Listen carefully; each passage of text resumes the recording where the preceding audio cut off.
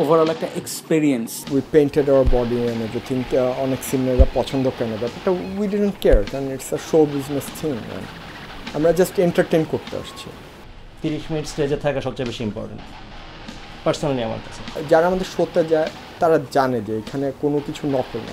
আমরা স্টেজে উঠলে we become very different person. এটা আমার পার্সোনালি আমার মাথা ঢুকতে পারে। তারা যখন একসাথে হাততালি দিচ্ছে বা একসাথে যখন রোয়ার করতেছে, এটার feeling cannot be match by something else.